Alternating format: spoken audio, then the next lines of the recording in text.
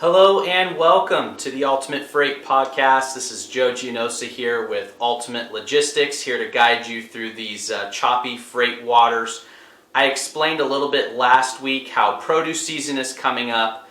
It's really going to start peaking out here in a few weeks, so we're seeing a slight pullback in rates and spot quotes and a slight pullback in rejections. Those are contracted freight rejections for refrigerated freight nationwide. I know I was explaining before, those are reaching right at 50%. So half of the contracted refrigerated freight in the United States was getting kicked back to the customer, and those carriers were saying, hey, we just need more money to do these. Those are slightly pulling back right now. Actually, the last couple of weeks, they've been going down by percentage points, by 1 or 2 percentage points. Over the last 2 weeks, they've dropped from 47% down to 44.5%, and that's normal. You're going to see a slight pullback there right before produce season really starts popping off. But just be careful to know that really these are unprecedented times in rates. So the rates are still really, really high, but we're seeing a slight pullback right before they really start going up. So I know I talked about last week how we are getting a large influx of products getting shipped over into the United States by our largest trade partners. We have China, South Korea, Vietnam, India, and these ports are getting congested in places like New Jersey, South Carolina, Georgia, and then our port in Southern California. Those are some of the bigger ones.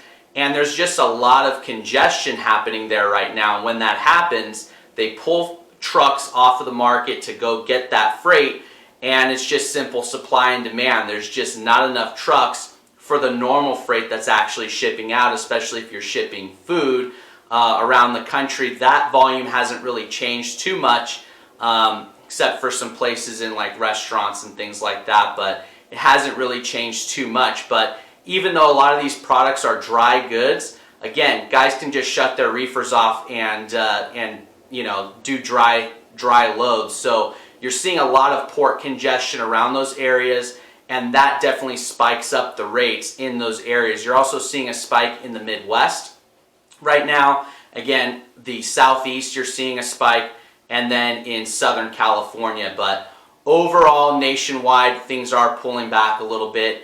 And we can enjoy that for a few more weeks until things get crazy again with shipping, with produce season really hitting. The other thing I wanted to go over too is what exactly is happening in the container world. And containers right now, a lot of people are realizing that the rates are going up like crazy. There's a couple of reasons for that. Number one is all that pent-up demand. Since the pandemic, people just kind of slowed down. The whole economy stopped really around the entire world. And now that things are opening back up, and you couple that with a bunch of stimulus coming into the economy, people are spending like crazy. And so there's a ton of stuff in pent-up demand, ton of stuff coming into the United States. The other thing that affects those container rates, though, are containers. There's a container shortage. And when Asia ships over containers into the United States, those get put at a dock and they get unloaded at the port. The actual container itself gets unloaded at the port. Truck takes it over to a receiver. The receiver unloads it. Then that truck takes it back. Drayage company takes it back to the port. Then they have to wait for a ship or a vessel to get that on and space on. And then they ship it back to Asia, typically empty containers at that point. But since there's so much congestion and traffic in the seas, and there's so much wait time to get your stuff unloaded at the ports because of all this pent-up demand and so much freight coming in, it's just causing a massive, massive traffic jam. And that's what's going on with these shippers out in other countries trying to ship into the United States. They don't have containers to put them on. So it's causing this massive congestion. And the more these problems keep happening at the same time with the pent-up demand and a container shortage at the same time, it's just a massive cycle.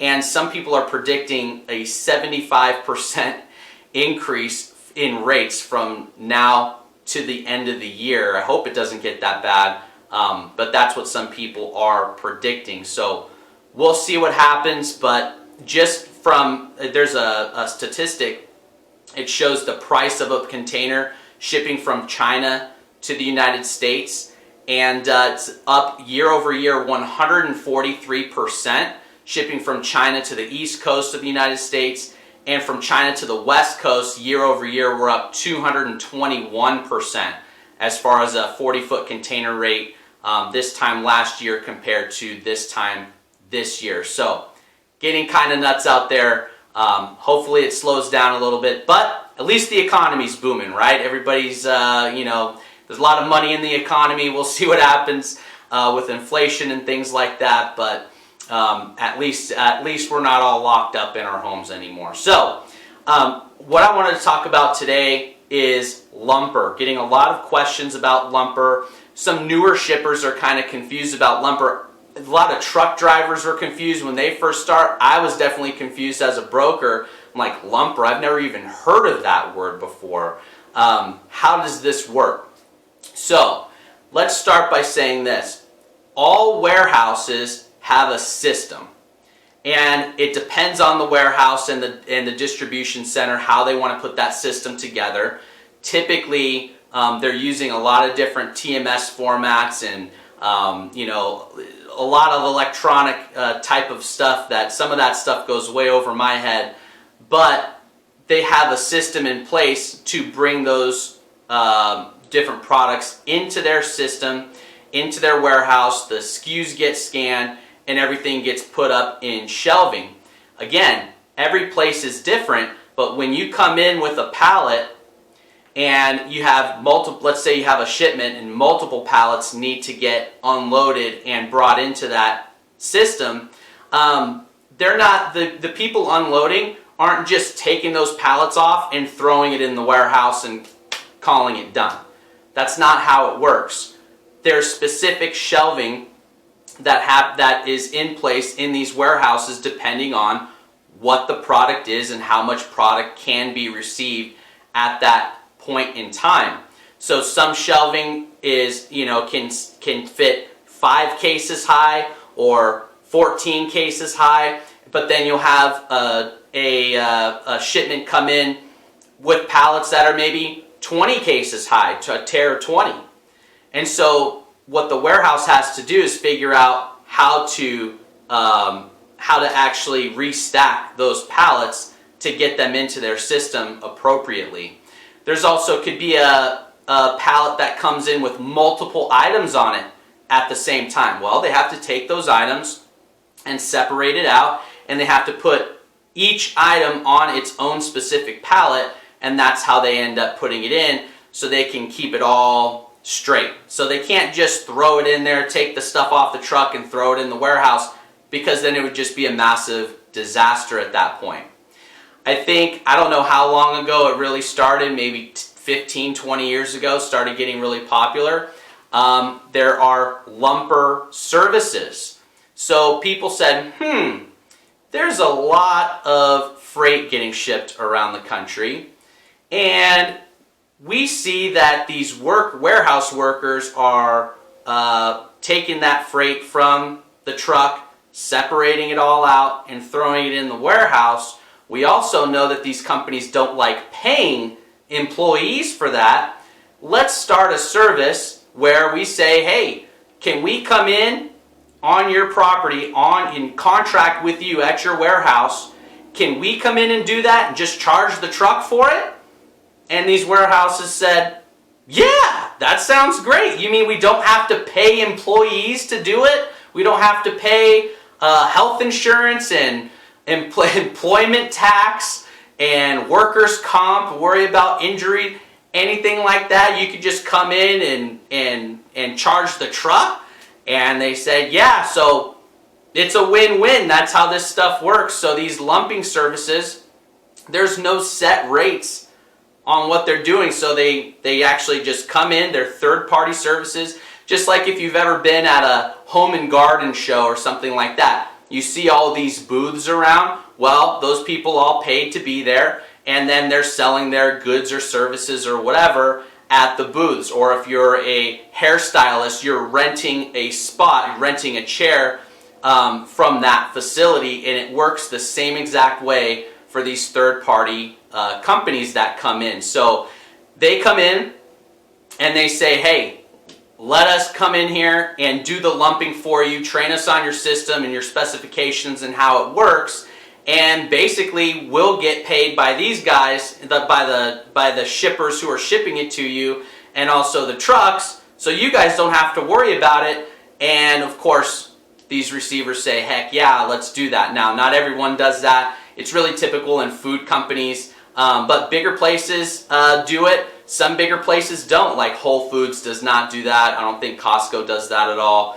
They have their own guys doing that, and you know, they're paying them as employees. But there's a lot of places that do, and the prices are all over the place.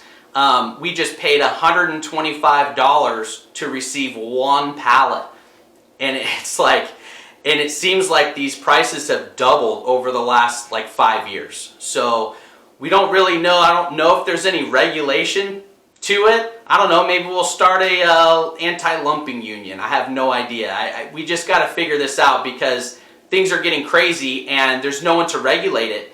The receivers don't care because they still don't want to pay employees. And then you have the lumping service that can just charge whatever they want, and they don't really care about the amount of time that the truck is there to get unloaded, because that detention time has nothing to do with them. So it's kind of a problem that we've seen, but they just come in and they take the BOL from the driver and they say, okay, here's how many pallets there are and here's how many items there are per pallet. So they'll go ahead and receive it in. They'll make the pallet specified to be able to get received on their shelving. So let's say it's 14 tears high, okay, 14 cases high, and then their shelving only takes 5 cases high. Well, then they'll have to take that off and distribute it into 3 pallets so that they can fit it up into their shelving.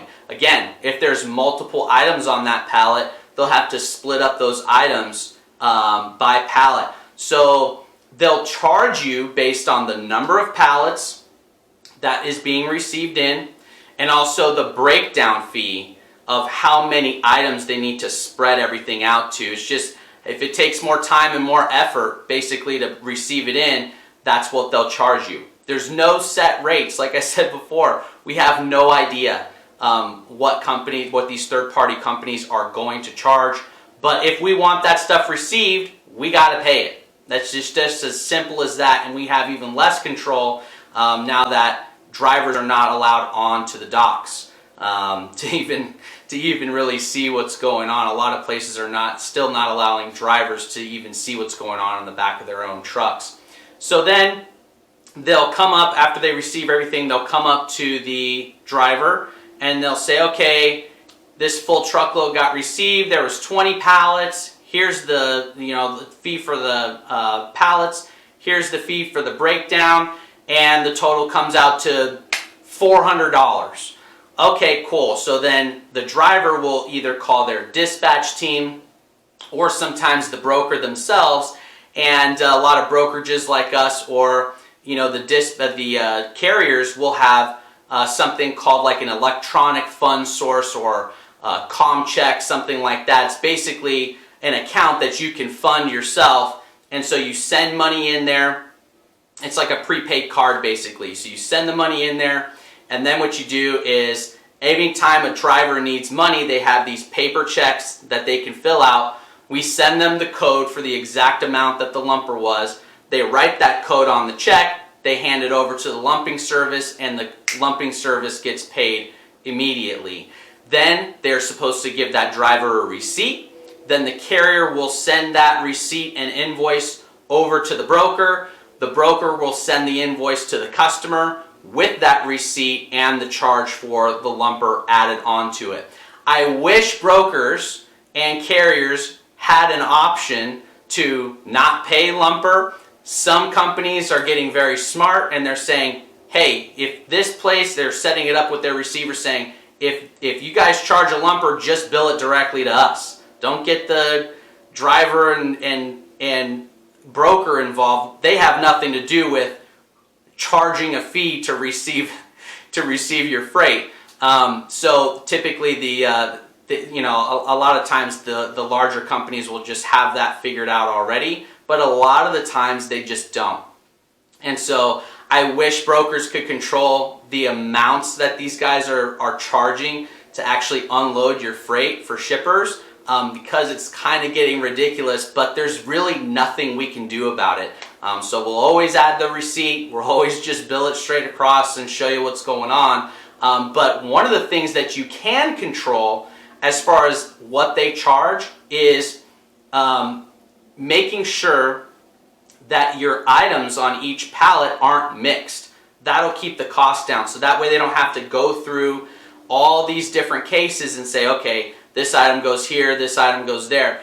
The least, if you can keep the items to a specific pallet as much as possible, that'll help you out with your lumper charges. So don't just mix it all up. If you have mixed pallets here and there and you got 5 items on one and 6 items and then 10 items and 50 items on the other, but they could all be consolidated onto one pallet, I would consolidate all those items onto one pallet.